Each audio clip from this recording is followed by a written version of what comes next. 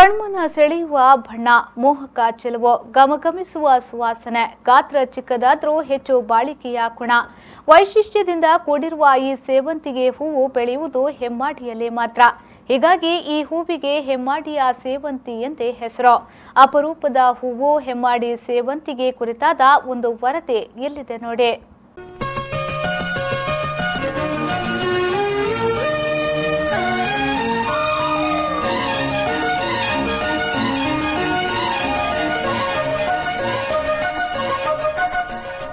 ಸೇವಂತಿಯೇ ಸೇವಂತಿಯೇ ನನ್ನಾಸೆ ಅಲೆಯಲ್ಲಿ ಗಮ್ಮಂತಿಯೇ. ಸೇವಂತಿಗೆ ಚೆಂಡಿನಂತಹ ಮುತ್ತುಕೋಳೆ, ತಾಯಿ ಮಡಿಲಲ್ಲಿ ಬೀಡು ಬಿಟ್ಟ ಮುತ್ತುಕೋಳಿ ಎಂಬ ಹಾಡಿನಂತೆ ಕುಂದಾಪುರ ತಾಲೂಕಿನ ಹೆಮ್ಮಾಡಿಯ ಸೇವಂತಿಗೆ ಖ್ಯಾತಿ ಕೂಡ ಇಂದು ನಿನ್ನೆಯದಲ್ಲ. ಕರಾವಳಿಯ ಬೇರೆಡೆಗಳಲ್ಲಿ ಎಲ್ಲಿಯೂ ಕಂಡುಬರದ ಈ ಸೇವಂತಿಗೆ ಹೂವಿನ ಬೆಳೆ ಹೆಮ್ಮಾಡಿಯ ವೈಶಿಷ್ಟ್ಯ. ಹೌದು, ಜನವರಿ ಬಂತೆಂದ್ರೆ ಸಾಕು ಹೆಮ್ಮಾಡಿ ಪರಿಸರದ ಹೆಂಗಸರು ಹೊಸ ಬಳೆ, ಚಿನ್ನ, ಸೀರೆ ಹೀಗೆ ಖರೀದಿಗೆ ಮುಂದಾಗ್ತಾರೆ. ಗಂಡಸರ ಕೈಯಲ್ಲಿ ಹೊಸ ನೋಟುಗಳು ಓಡಾಡ್ತವೆ. ಮಕ್ಕಳಿಗೆ ಹೊಸ ಬಟ್ಟೆ, ತಿಂಡಿ ಎಲ್ಲವೂ ಈ ಸಮಯದಲ್ಲಿ ಸಿಗುವುದು. ಜನವರಿಯ ಚಳಿಯಲ್ಲೂ ಹೆಮ್ಮಾಡಿಯ ಕೃಷಿಕನ ಬದುಕು ಬೆಚ್ಚಗಿರುತ್ತದೆ. ಇದಕ್ಕೆ ಕಾರಣ ಹೆಮ್ಮಾಡಿಯ ಸೇವಂತಿಗೆ.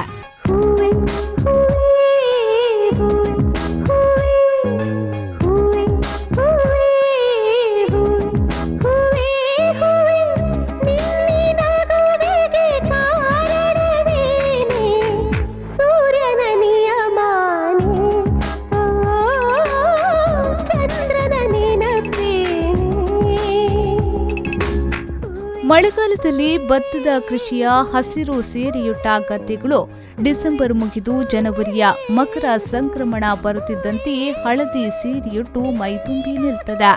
ಸೇವಂತಿಗೆ ಹೂವಿನ ಸಾಮ್ರಾಜ್ಯವೇ ಧರೆಗಿಳಿದಂತೆ ಈ ಗದ್ದೆಗಳನ್ನ ಕಂಡು ಕಣ್ತುಂಬಿಕೊಳ್ಳುವುದೇ ಒಂದು ಆನಂದವಾದ್ರೆ, ಇವುಗಳನ್ನ ಪೂರ್ಣಿಸಿ ಹೂಮಾಲೆ ಮಾಡಿ ಹೂವಿಗೆ ಇನ್ನಷ್ಟು ಅಂದ ನೀಡುವ ಸ್ತ್ರೀಯರ ಕುಸರಿ ಕೆಲಸ ಇನ್ನೂ ಅಪರೂಪದ್ದು.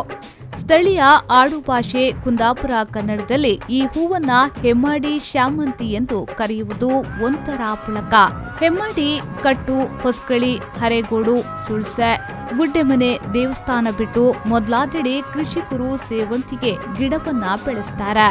ಮರಣಕಟ್ಟೆಯ ಬ್ರಹ್ಮಲಿಂಗೇಶ್ವರ ದೇವರಿಗೆ ಇಷ್ಟಾರ್ಥ ಹೂ ಈ ಹೆಮ್ಮಾಡಿಯ ಸೇವಂತಿಗೆ ಎಂಬುದು ಒಂದು ಪ್ರತೀತಿ. ತಮ್ಮ ಭತ್ತದ ಕೃಷಿಯನ್ನ ಬೇಗ ಮುಗಿಸಿಕೊಂಡು ಆಗಸ್ಟ್ ಸೆಪ್ಟೆಂಬರ್ ತಿಂಗಳುಗಳಲ್ಲಿ ಸೇವಂತಿಗೆ ಕೃಷಿಯನ್ನ ಪ್ರಾರಂಭಿಸುವ ಕೃಷಿಕರು 3 ತಿಂಗಳು ಈ ಗಿಡವನ್ನ ಪೋಷಿಸಿಕೊಂಡು ಬರ್ತಾರೆ.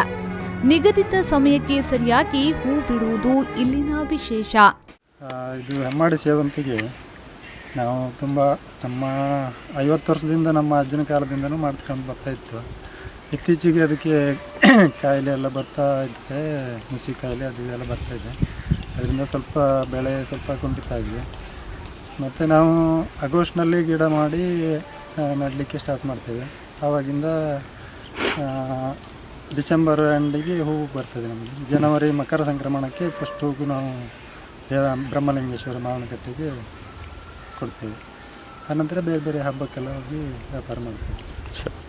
ಮತ್ತು ನಮಗಂದರೆ ಇತ್ತೀಚೆಗೆ ರೋಗ ಎಲ್ಲ ಜಾಸ್ತಿ ಆಗಿದ್ದರಿಂದ ಹೆಚ್ಚು ಲಾಭ ಬರೋದಿಲ್ಲ.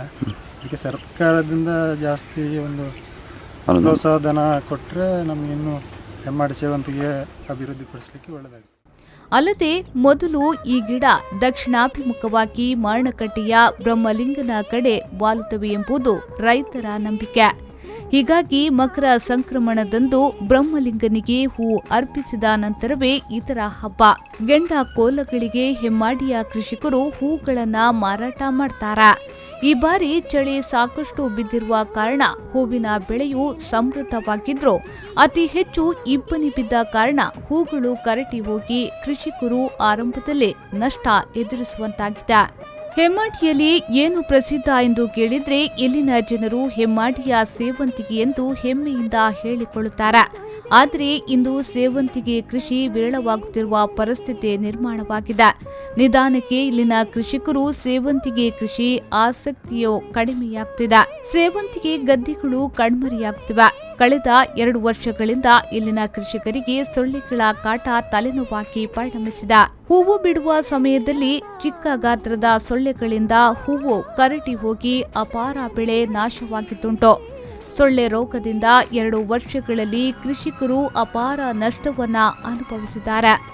ಕೃಷಿಕರ ಗೋಳನ್ನ ಸಂಬಂಧಪಟ್ಟ ಇಲಾಖೆಗೆ ಮುಟ್ಟಿಸಿದ್ರೂ ಕೂಡ ಯಾವುದೇ ಪ್ರಯೋಜನವಾಗಲಿಲ್ಲ. ಇಲ್ಲಿಯವರೆಗೆ ಹೆಮ್ಮಾಡಿಯ ಸೇವಂತಿ ಕೃಷಿಕರಿಗೆ ಸರ್ಕಾರದ ಯಾವುದೇ ಸ್ಪಂದನೆ ಸಿಕ್ಕಿಲ್ಲ ಎನ್ನುವುದು ಇಲ್ಲಿನ ಕೃಷಿಕರ ಅಳಲು. ಹೀಗಾಗಿ ಸೇವಂತಿಗೆ ಕೃಷಿ ಹೆಮ್ಮಾಡಿಯಲ್ಲಿ ಕಡಿಮೆಯಾಗ್ತಾ ಸಾಗ್ತಿದೆ.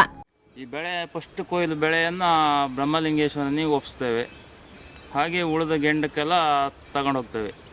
ಮೊದಲನೇ ಬಾರಿ ಬ್ರಹ್ಮಲಿಂಗೇಶ್ವರನಿಗೆ ಕೊಟ್ಟು ಆಮೇಲೆ ಬೇರೆ ಬೇರೆ ಊರುಗಳಲ್ಲಿ ನಡೆಯುವ ಜಾತ್ರಾ ಮಹೋತ್ಸವ, ಗೆಂಡಸಿಗೆ ಅದಕ್ಕೆಲ್ಲ ತಗೊಂಡು ಹೋಗ್ತೇವೆ. ಬೆಳೆ ಚೆನ್ನಾಗಿದೆ, ಆದರೆ ಸ್ವಲ್ಪ ತುಂಬ ನುಸಿ ಕಾಟ ಶುರುವಾಗಿದೆ. ಯಾವುದೇ ಮೆಡಿಸಿನ್ ತಾಗುವುದಿಲ್ಲ. ಮತ್ತು ಕೂಲಿ ಆಳುಗಳ ಸಮಸ್ಯೆ ಭಾರಿಯಾಗಿದೆ. ಜನ ಯಾರೂ ಬರುವುದಿಲ್ಲ. ಹಾಗೆ ಸರ್ಕಾರದಿಂದ ನಮಗೆ ಸಾಧಾರಣ ಪ್ರೋತ್ಸಾಹಧನ ಇದುವರೆಗೆ ಸಿಕ್ಕಿದೆ. ಅದನ್ನು ಸ್ವಲ್ಪ ನಮ್ಮ ಕೃಷಿ ಮಂತ್ರಿಗಳು ಸ್ವಲ್ಪ ಜಾಸ್ತಿ ಪ್ರಮಾಣದ ಸ್ವಲ್ಪ ನೀಡಬೇಕಾಗಿ ಕೃಷಿ ಮಂತ್ರಿಗಳಲ್ಲಿ ಕೇಳಿಕೊಳ್ತೇವೆ. ಒಟ್ಟಿನಲ್ಲಿ ಭತ್ತದ ಕೃಷಿ ಊಟಕ್ಕೆ ಅನ್ನ ನೀಡಿದ್ರೆ ಸೇವಂತಿಗೆ ಹೆಮ್ಮಾಡಿಯ ರೈತರ ಜೇಬುಗಳಿಗೆ ಒಂದಷ್ಟು ಕಾಸು ತುಂಬಿಸುತ್ತದೆ. ಈ ಬಾರಿಯೂ ರೈತರು ಬೆಳೆದ ಬೆಳೆಗೆ ಉತ್ತಮ ದರದಲ್ಲಿ ನಿಗದಿಯಾಗಿ ಹೆಮ್ಮಾಡಿ ಸೇವಂತಿ ಕೃಷಿಕರ ಮುಖದಲ್ಲಿ ನಗು ಅರಳಲಿ ಎನ್ನುವುದೇ ನಮ್ಮ ಆಶಯ. ಶ್ರೀಕಾಂತ್ ಹೆಮ್ಮಾಡಿ, ವಿ4 ನ್ಯೂಸ್ 24/7 ಕುಂದಾಪುರ.